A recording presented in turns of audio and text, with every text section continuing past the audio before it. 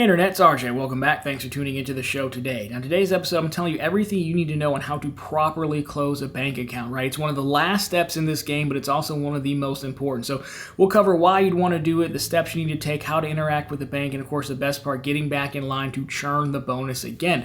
So of course, if that sounds interesting to you, then go ahead, press the subscribe button, and let's get to work. Now, we've been playing this game together on this channel for quite some time, so we know the deal. You sign up for a bank account, you do some things, debit card transactions, direct deposits, you name it, then they give us money, and it's a pretty great game, right? It's very, very profitable, as I'm hoping, you're starting to catch on to. But what happens when you're done with the bonus, right? What do you do with all these accounts? Well, there's a few different things you can do. Most of the time, I suggest closing them unless there's a referral program, and we'll talk about all of this. But I will say, you don't have to close the account, right? Because, they offer bonuses to, entice you to try a new product. And maybe you were in the need for a new checking account or a new brokerage account, whatever it is. So you don't have to close it. You can keep it open and you can use it. But again, for my purposes, I tend to just want to close them so I can churn them. And the word churning really means, just kind of rinse and repeat, doing it again. So if you look at, something like a Citibank, Citibank says, hey, you can be a new customer every 180 days, but they're defining a new customer, someone who has not had a checking account in 180 days, which means if I get the bonus, I close their account, I wait 180 days, I can get back in line and get another Citi bonus, and I'm on like my third year with them by now. And that's the way a lot of the banks work, especially the bigger ones. So that's, the primary driver to close it. Now, other reasons you'd want to close is, number one, security. I opened 70 accounts last year. I'm at 30 some odd this year, and we're approaching August, right? So really, you don't have eyes on those accounts. That's a lot of debit cards out there, that you are in your possession, but you're just not paying attention to them, right? It's a lot safer to just close them down if you're not going to keep eyes on them. Another one is fees. Now, yes, I try to disclose, hey, this account charges these kind of fees and account minimums, but sometimes banks update their terms and conditions, and they may end up charging fees that they didn't originally when the video aired or when you open the account.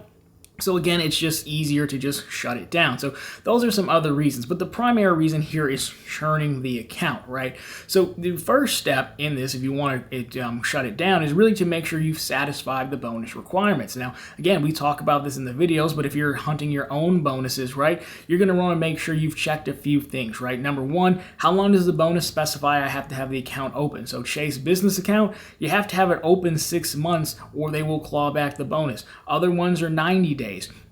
Other accounts, again, like Citi, they will pay you out at the end of the requirement period, right? So you have to leave the money on deposit for 3 months. Well, after that, they'll pay you out, and then you're free to close it, of course. So it varies bank to bank, but you're going to want to check the terms and conditions of the bonus. Another thing you want to check is the fee sheet. A lot of times banks publish fee sheets, and sometimes they can be hard to find. But if you go to the fee sheet, you kind of do a control find or a command find if you're on Mac, and look for closure, account closure, words like that. It will show you if, hey, there is an early termination fee. That's the word you're looking for. They usually call it early termination, early account closure fee. And they will say, hey, 6 months, 90 days, whatever it is, they will list it. If there's not one, then usually there is no fee. You can also ask me or check the Doctor of Credit. Usually they post things like that as well. So that's the very first thing you want to do. Now, I will make a note here that a lot of these accounts, especially the Neo and the FinTech banks, are like once in a lifetime, which means they're checking by your social security number how many times you have this account. Those accounts I tend to leave open because they have referral programs, right? And again, I do a lot of videos based on referral links, which I have no problem pushing so long as the link is competitive for you, right? That's my main focus, but I don't think it's a problem to push those. And so a lot of accounts I keep open specifically for the referral program, knowing that if I close it, I could never get a bonus again. But once a year, the referral program does reset.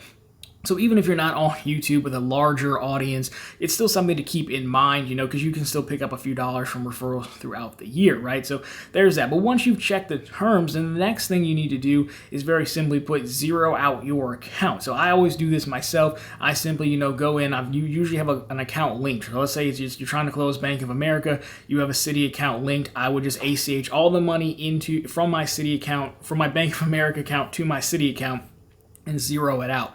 Now, one thing that you be aware of that has tripped me up before is the end of the billing cycle or statement cycle for your Bank of America account in this example, right?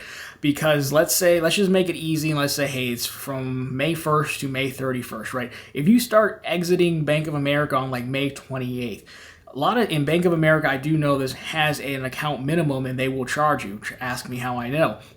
If you pull out all that money, but you can't yet get to close the account till the transaction is settled by both banks, which ACH usually takes 3-4 days, you will probably either get hit with one of two things. You'll get hit with an account maintenance fee because you didn't have enough money in there and they closed the statement cycle, or the two transfers will kind of cross in the internet and the web, I guess.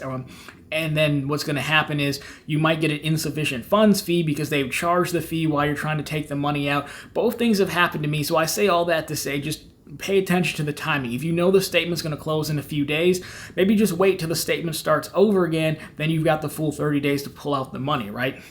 That would be easiest. Now, you can also go in branch if you're close to a branch and close it and just ask them to cut you a check or just hand you cash. You can do that as well, but most of this I just do online, right? So that's zeroing out the account. Now, once that's done, again, I pay attention to it. Don't try to close it when the transfer is still pending. Just because Bank of America says zero doesn't necessarily mean the transaction is complete by both banks, right? And if you do that, then it's the closure. The closure isn't going to work, and that's happened to me before as well. So I like to check this bank and say, hey, this transfer over here to Citi is complete. Okay, the money's posted. Now you're free to close. Now, the next step is to interact with the bank. A lot of banks, you can do this through chat if you so choose. Secured message works as well, or you can pick up the phone. Honestly, calling in is probably the easier way to go. It's quicker, it's more to the point, but either way, they're going to want to know a few things, right? A lot of times they don't really give you a hard time. There seems like a perception of like, hey, they might hassle you like a Comcast would. They really don't seem to care that much these days, honestly, but they're going to want to know a few things. You're going to say, hey, look, I'm looking to close my checking account, and they're going to ask you why. And they don't, again, they're not asking because they just really, really miss you. They need to document a reason in their system. So the reason I usually give is like, hey, I needed the money, had to pull it out, I won't be back anytime soon. No one follows up on you needed the money, right? No one's going to ask, oh, well, what for? Like, that doesn't happen. So that's usually like a showstopper. Additionally, if you're going to email them or something, they're going to want to know, I usually say, hey, I want to close the account, list your reason, and then I usually tell them his account is zeroed out and that all the information on file is up to date, right? Because they're also going to ask you, to confirm your address and things like that. That's because they're going to need someplace to mail you your final statement or your closeout letter or something like that. And with major banks, it's really that easy, honestly. Now, you can get into some annoyance with smaller regional banks, smaller credit unions. I've had one credit union I was trying to close where I had to actually write a letter like on paper. Well, I typed it, then I had to print it out and sign it, then take a picture of it and send it to them. That was pretty annoying. And credit unions are generally ones you might want to close because they do hold $5 usually on your behalf in your member shares account. But of course, they'll mail that back to you.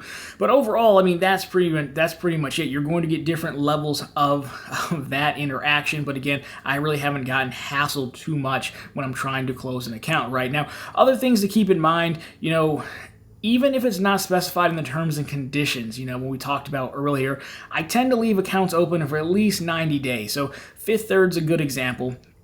Fifth Third is a direct deposit, and then it pays out like next 2 or 3 days, very, very quickly, especially for like a real bank and not a neobank. And then you could technically close it because if I'm remembering correctly, there's no early termination fees in there. However, that's a good way to upset the bank and get flagged in the future. And I've done Fifth Third 2 or 3 times now, so I don't really want to upset them.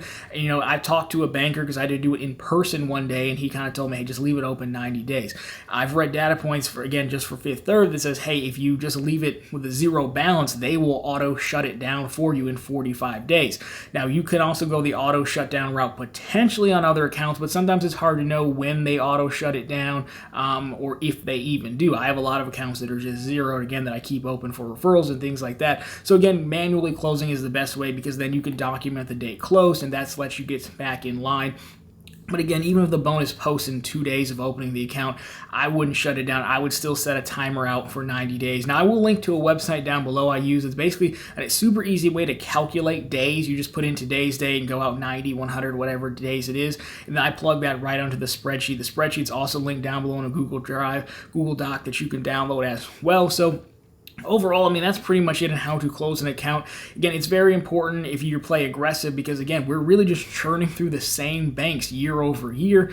So I do try to stay on top of my closures. Again, just make sure you get your money out yourself. Make sure, you follow up, make sure they did close it. Phone is easiest, but writing is also fine with a lot of these nowadays. And again, just notate when you closed it, and the rules are, and just, again, try not to upset them. Right? There's no reason to close it 2 days after you had the account open, even if it posted that well. So anyways, guys, that's been how to break up your bank, or just scream, shut it down like John Taffer would. But, I don't know how much success you'll have with that.